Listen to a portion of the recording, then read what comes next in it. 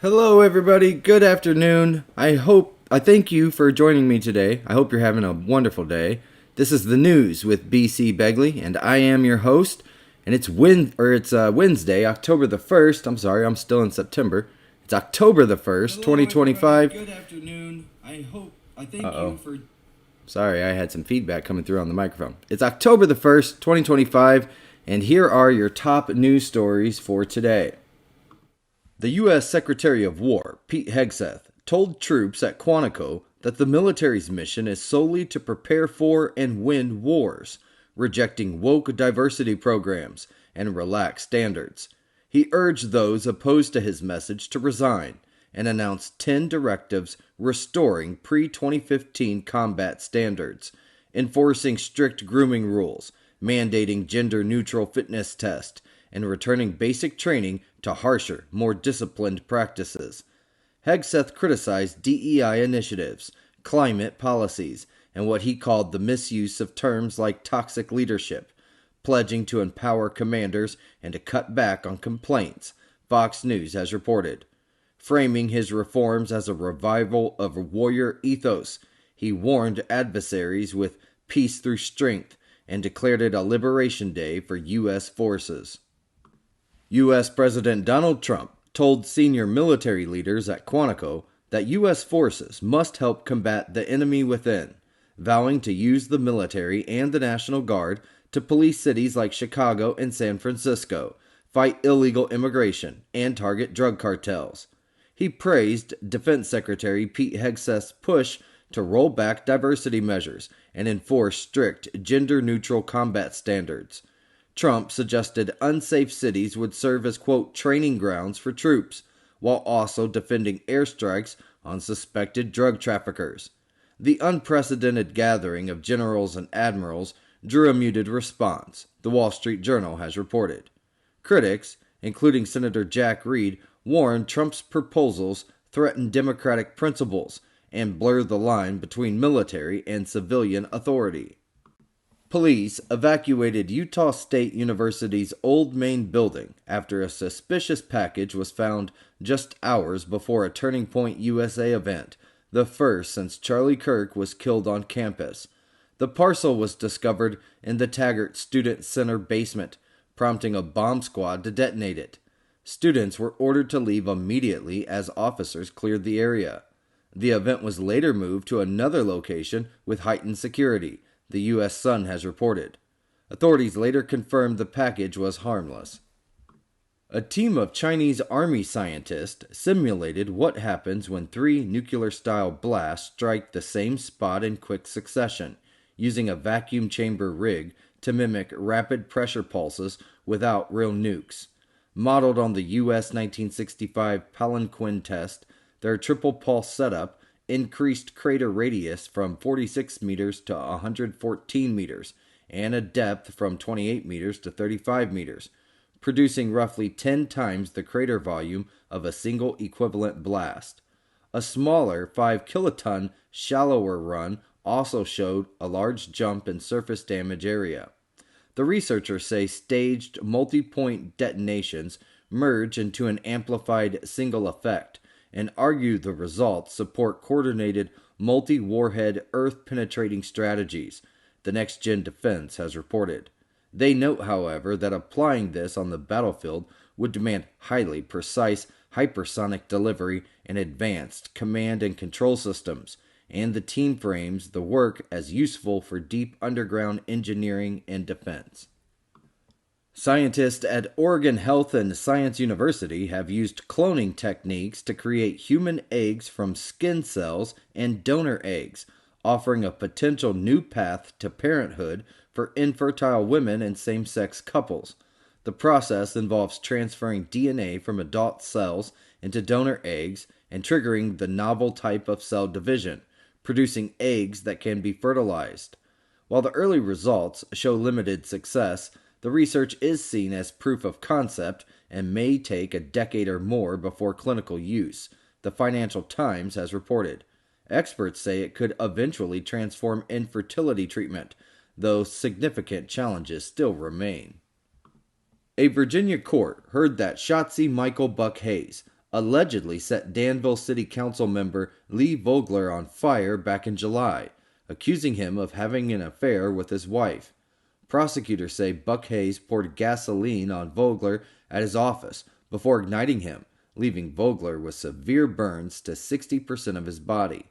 Witnesses testified seeing the attack and its aftermath, while Vogler's wife described his ongoing hospital treatment, which has included multiple skin grafts. Buck Hayes, originally from Devon, England, was arrested shortly after fleeing the scene and now faces charges of attempted first-degree murder and aggravated malicious wounding, the Daily Mail has reported. His wife had filed for divorce weeks before the attack. A GoFundMe has raised over $160,000 to support Vogler's recovery. A 54-year-old man was bitten by a shark early on Tuesday while swimming between Catalina Island and Orange County as part of a long-distance event. The attack happened about 8 miles off Catalina around 1:30 a.m. local time. The swimmer, bitten on the leg and the foot, was rescued by boat and then later taken to an area hospital in fair condition, conscious, and alert. Experts note shark attacks in California are rare, averaging fewer than 2 per year, though young white sharks are increasingly common along the southern California coast, where they use warm waters as nursery grounds, the San Francisco Gate has reported. A powerful 6.9 magnitude earthquake struck central Philippines late on Tuesday, killing at least 26 people and injuring over 140 others. The shallow quake hit near Bogo City, causing widespread damage, power outages, and panic. Buildings, including churches and a sports complex, were destroyed, and landslides buried homes and mountain villages. Authorities briefly issued and then later lifted a tsunami warning. The DW has frozen banks and cut off millions of people and businesses. Connectivity dropped to about 1% of normal after the country's 9,350-kilometer fiber optic network was disabled. The shutdown, which was ordered by the Taliban's leader, is being rolled out in phases, affecting mobile data, phone lines, and leaving only 2G services active, Fox News has reported. Officials claim the move aims to curb immorality online, but the United Nations has warned it severely harms citizens and cripples humanitarian operations, including earthquake relief efforts. South Africa's ambassador to France was found dead on Tuesday outside the Hyatt Regency Hotel in Paris. He had been reported missing by his wife the previous evening after sending her a worrying text. French authorities found a forced open window in his 22nd floor room, and investigators now suspect a suicide. The ambassador, a former South African police minister, had recently been linked to a judicial inquiry into alleged corruption and interference in the criminal justice system, CBS News has reported. The president of South Africa expressed, quote, deep grief over his untimely and traumatic death. Here is a look at the live weather radar from the National Weather Service, and here is the national weather forecast for today. Imelda, accelerating eastward out to sea, swells, high surf, and dangerous rip currents continue along much of the east coast for the next several days. Cool and unsettled weather persists across portions of the Great Basin and the Pacific Northwest, and unseasonably hot temperatures continue for much of the plains and the Midwest through the remainder of the week. Ukrainian President Volodymyr Zelensky has warned that the Zaporizhzhia nuclear power plant faces, quote, a critical situation after being without external power for 7 days, with one emergency diesel generator now failing. Russian shelling cut off the plant from electricity grid, leaving its cooling and safety systems reliant on backup power. The outage, the longest since Russia's 2022 invasion, marks the 10th disconnection of Europe's largest nuclear facility during the war.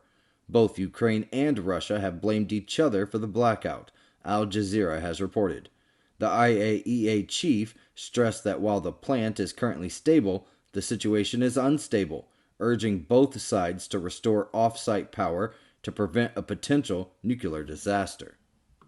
Youth-led protests demanding better education and health care in Morocco turned violent on Tuesday, the fourth day of demonstrations across multiple cities. Organized online by the anonymous group Gen Z 212, protesters clashed with security forces, overturned vehicles, set banks on fire, and attempted to storm supermarkets in the cities.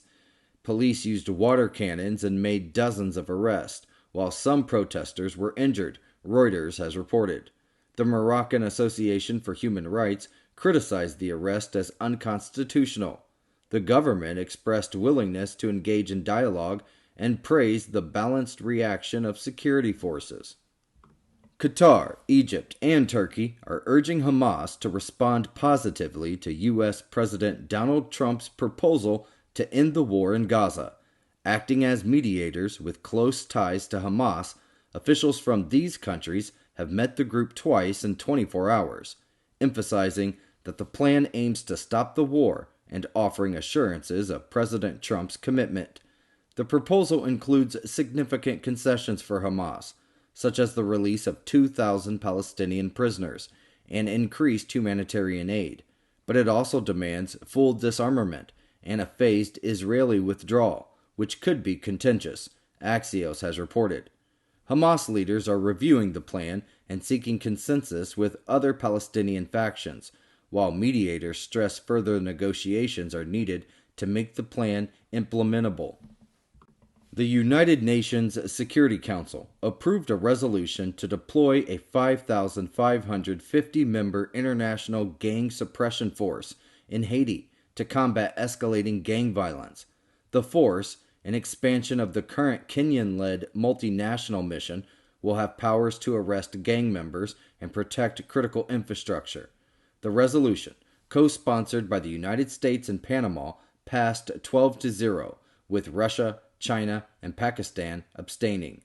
Gangs now control 90% of Port-au-Prince and have extended violence into the countryside since the president's assassination back in 2021, the Associated Press has reported. The new mission, authorized under Chapter 7 of the UN Charter, will operate for 12 months with the goal of restoring security, supporting Haitian police, and facilitating political and economic recovery. Haiti's Transitional Council welcomed the vote as a major step against criminal groups. The White House released a 20-point plan for ending the war in Gaza, proposing an international board of peace chaired by U.S. President Donald Trump to oversee reconstruction and governance until the Palestinian Authority meets conditions to assume control. Former British Prime Minister Tony Blair is also slated to join the board. The plan calls for Hamas to disarm, renounce governance, and release hostages, with Israel scaling back its military presence. In return, Israel would release Palestinian prisoners and allow humanitarian aid. If Hamas refuses, an international stabilization force would take over security in terror-free areas, and Israel would maintain the option to act independently. The plan envisions reforms for the PA, training new Palestinian police, and creating a special economic zone in Gaza to attract investment and jobs, The Hill has reported. While the plan aims to freeze fighting, ensure hostage releases, and set a pathway to Palestinian statehood, Israeli Prime Minister Benjamin Netanyahu has rejected Palestinian statehood, and Hamas has not yet been consulted. President Trump says several Arab and Muslim countries support the plan, although some, like Saudi Arabia, require a credible pathway to Palestinian statehood before recognizing Israel. Hundreds of young protesters returned to Madagascar's streets despite the president's dissolving of his government, prompting police to fire tear gas in the capital. The Gen Z protesters, sparked by repeated water and power cuts, have spread to 8 cities in the country since Thursday, leaving at least 22 people dead and 100 injured. This, according to the UN, though the government disputes these figures. Protesters demand the president's resignation and accountability for deaths caused by the security forces. A curfew has now been imposed, and police have used rubber bullets, tear gas, and live fire to disperse the crowds, the BBC has reported. The unrest represents the largest challenge to the president since his third re-election in 2023. A Congolese high military court has convicted former Congo President Joseph Kabila of treason, war crimes, and collaborating with Rwanda-backed M23 rebels, sentencing him to death in absentia. Kabila, who has not been seen publicly for months, was also ordered to pay $33 billion in damages to Congo and its eastern provinces. Prosecutors cited testimony from a former rebel insider claiming Kabila coordinated with M23 to overthrow the current president's government. Kabila's party denounced the verdict as politically motivated. Kabila, who ruled the Congo from 2001 to 2019, returned briefly to rebel-held Goma earlier this year, but his whereabouts remain unknown, the Associated Press has reported. The conviction comes amid intensified conflict in eastern Congo, where M23 advances have displaced millions and killed thousands. Police in Poland have arrested a Ukrainian national they say has involvement in the 2022 Nord Stream pipeline explosions. German prosecutors allege that he was part of a group that planted explosives on the Nord Stream 1 and 2 pipelines, participating directly in the dives. He now faces charges of sabotage and causing explosions, but his lawyer says he will challenge extradition to Germany, arguing the case is inadmissible because Gazprom, the pipeline owner, funds Russia's war in Ukraine. Another Ukrainian suspect was detained in Italy last month and is also fighting extradition. Investigators believe the group used a yacht rented with forged documents to carry out the operation near Denmark. Germany has identified 7 suspects, including former Kyiv diving school members, though one has died, the BBC has reported. Sweden and Denmark closed their own probes earlier this year without naming any suspects, and no evidence has emerged linking Ukraine, Russia, or any other state directly to the blasts. A Chinese court has sentenced 39 members of Myanmar's notorious Ming family for running scam centers, casinos, and trafficking operations near the China border. 11 received the death penalty, while others were jailed for life or long prison sentences. The family generated about $1.4 billion through fraud, drugs, gambling, and prostitution, and were linked to worker deaths and brutal scam compounds like the Crouching Tiger Villa. Once powerful in the Shan state, the family collapsed after the 2023 crackdown when Myanmar handed the members over to China, the BBC has reported. The case highlights Beijing's tough stance on cross-border fraud, though the scam trade has since shifted to Cambodia and parts of Myanmar. At least 91 students remain trapped under rubble nearly 2 days after an Islamic boarding school collapsed in East Java, Indonesia, during an unauthorized construction work. The century-old school fell on Monday while hundreds of students were praying, leaving at least 3 dead and about 100 injured. Authorities raised the number of those missing after reviewing attendance records, as more than 300 rescuers continue efforts to free any survivors, the Associated Press has reported. Today is October the 1st, 2025, and on this day in history, in the year 1964, the Japanese bullet train service began between Tokyo and Osaka. In the year 1890, Yosemite National Park was officially established by the U.S. Congress. And in the year 1971, Walt Disney World opened near Orlando, Florida. October 1st is also National Pumpkin Spice Day.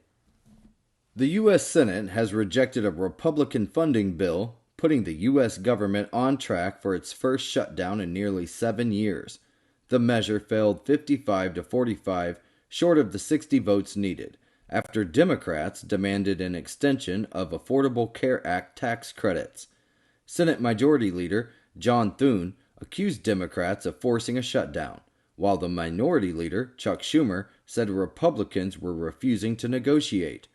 President Donald Trump threatened cuts to programs that Democrats favor if the shutdown proceeds, as federal agencies prepare to furlough workers, the Associated Press has reported. The impasse echoes Trump's 2018-2019 shutdown, but now reflects Democrats leveraging their votes to secure health care priorities.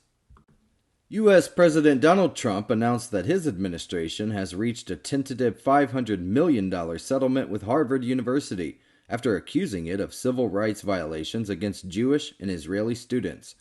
President Trump said the deal, which is still not finalized, would also involve Harvard operating trade schools focused on AI and other fields. The announcement follows a federal judge's ruling that the administration unlawfully cut $2.2 billion in research funding to Harvard, marking a legal win for the university.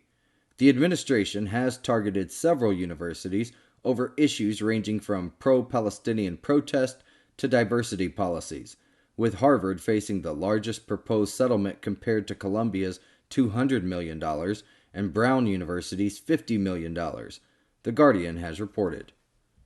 President Donald Trump announced a new plan to lower drug costs, including a deal with Pfizer and the launch of a Trump RX website where Americans can buy medicines at discounted prices starting in the year 2026. Pfizer agreed to sell many drugs at roughly 50% off, set new drug prices at, quote, most favored nation levels, matching the lowest prices in peer countries, and expand U.S. manufacturing in exchange for tariff relief. Trump said the move would end Americans subsidizing other nations' cheaper drug costs, though experts warned the impact on actual patient prices is unclear due to insurers and middlemen, CNN has reported. The effort revives President Trump's earlier push for the most favored nation pricing and follows months of pressure on drug makers, with more companies expected to strike similar deals. Florida executed Victor Tony Jones, 64 years old, on September the 30th for the 1990 murders of Miami inventor Jack Nestor and his wife Dolly, marking the state's 13th execution this year, a record, and the 34th nationwide, the most since 2014. Jones fatally stabbed the couple during a robbery after Dolly refused to pay him for unfinished work. Jack managed to shoot Jones in the head before dying from a stab wound to the heart. Witnesses, including the Nestor's daughter, described the execution as a far more peaceful death than the couple's violent ones, the USA Today has reported. Jones had argued that he was intellectually impaired, but the courts upheld his sentence. Louisiana Governor Jeff Landry has asked the Trump administration to deploy 1,000 National Guard troops to New Orleans, Baton Rouge, and Shreveport through fiscal year 2026, citing violent crime, police shortages, and disaster preparedness. Landry praised Trump's recent use of troops in Washington and Memphis, though crime data shows sharp declines in murders, shootings, and carjackings in New Orleans, with 2025 on pace for the city's lowest homicide total since the year 1970. Critics, including crime analysts, say the move is unnecessary and politically driven, The Guardian has reported. President Trump has also sent troops to Los Angeles and planned similar deployments in Portland and Chicago, sparking opposition from Democratic leaders who argued the measures undermine local authority.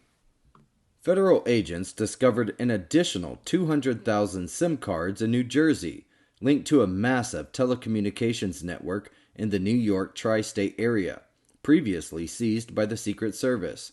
The network, possibly connected to Chinese actors, had over 100,000 SIM cards across 300 servers, capable of sending 30 million texts per minute and disrupting cell towers or emergency communications. Early analysis suggests the network was used by foreign governments and criminal organizations, including gangs, drug cartels, and human trafficking rings, CBS News has reported. Authorities have not made any arrest and are conducting forensic analysis of the SIM cards.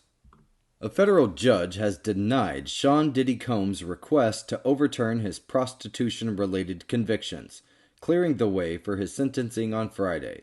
Combs was convicted on 2 counts of transporting individuals for prostitution under the Mann Act, each carrying up to 10 years in prison, but acquitted on 1 racketeering count and 2 sex trafficking charges. Prosecutors accused him of running a decade-long scheme involving freak-offs, drug-fueled sexual encounters, while Combs's defense argued the acts involved consenting adults and did not constitute a commercial enterprise, NBC News has reported. Combs has been jailed in Brooklyn for over a year and has pleaded not guilty to all the charges. Two California sisters, missing for 36 years, have been found alive in Ventura County, California, after being raised by foster parents under new names. Jasmine and Elizabeth Ramos were just infants when their mother, Marina Ramos, was murdered in Mohave County, Arizona in 1989, and the girls were abandoned days later in a park restroom. Using family DNA, Arizona investigators traced the sisters to their foster family, NBC News has reported. While the sisters' safety has been restored, authorities continue searching for Marina Ramos's killer and are asking the public for information about the men that was last seen with her and the girls at the park. A federal employee was arrested for allegedly spreading a false active shooter threat at Joint Base McGuire-Dix Lakehurst in New Jersey, triggering a morning lockdown.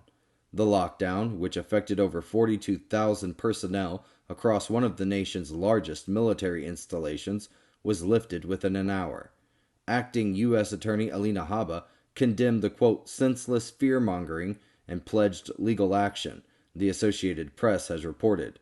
The incident occurred amid heightened attention to military base security following recent shootings at U.S. installations. 4 undocumented Mexican men were arrested in Portland for pointing a laser at a Customs and Border Patrol helicopter, endangering the pilot, crew, and the public. U.S. Immigration and Customs Enforcement took the immigrants into custody after tracing the laser to a residence. Authorities highlighted the danger of laser strikes on aircraft and noted the men's prior arrest for immigration and other offenses, Fox News has reported. The FBI recovered the laser during a raid, and the U.S. Attorney's Office is expected to file federal charges. Officials warned that targeting law enforcement will not be tolerated. Alright, it's 27 past the hour, and here is a quick market update for you. The S&P 500 is up 0.9%, the Nasdaq up 0.18%, gold is up 0.30%, oil is down 0.30%, Bitcoin is up 3.35%, and the Dow Jones is down 0.7%. Hey, I hope you guys are enjoying the show today. Don't forget to like and subscribe. Stay up to date on all our other content. And now let's get right back to the news. Charlie Javis, founder of fintech startup Frank, was sentenced to 7 years and 1 month in prison for defrauding J.P. Morgan Chase by inflating her company's customer numbers before its $175 million acquisition in 2021. Javis and her chief growth officer were convicted on fraud and conspiracy charges after a jury found that she had created millions of fake accounts to misrepresent Frank's reach.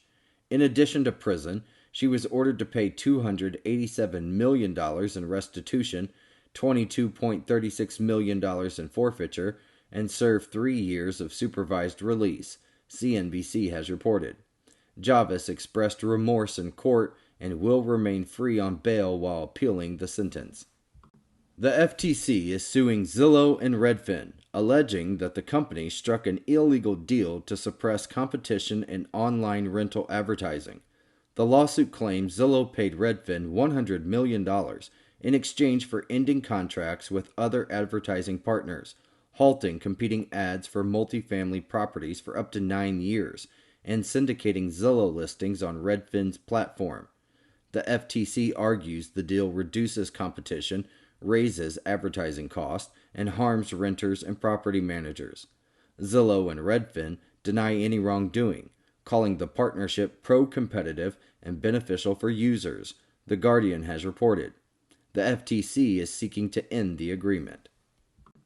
Gold prices surged to a record high on Wednesday as investors sought safe haven assets amid U.S. government shutdown risks and weak labor data fueling expectations of Federal Reserve rate cuts. Spot gold rose 0.4%, while December futures climbed 0.7%. The dollar weakened, boosting overseas demand.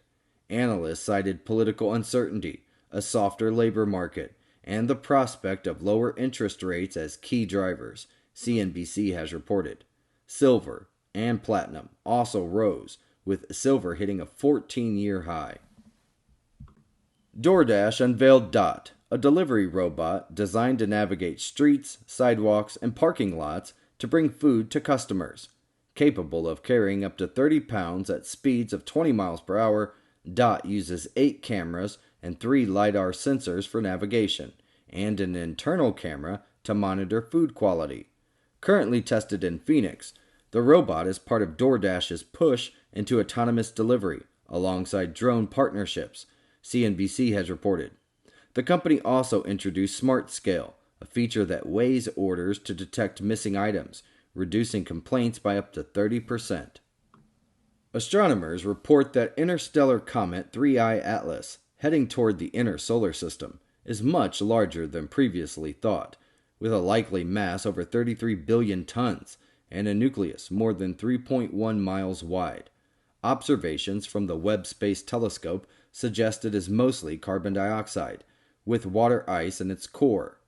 First detected in July by NASA's Atlas system in Chile, the comet poses no threat to Earth, but will pass near Mars, Venus, and Jupiter. 3I Atlas will disappear behind the Sun in September, and then is expected to re-emerge in December, ABC News has reported.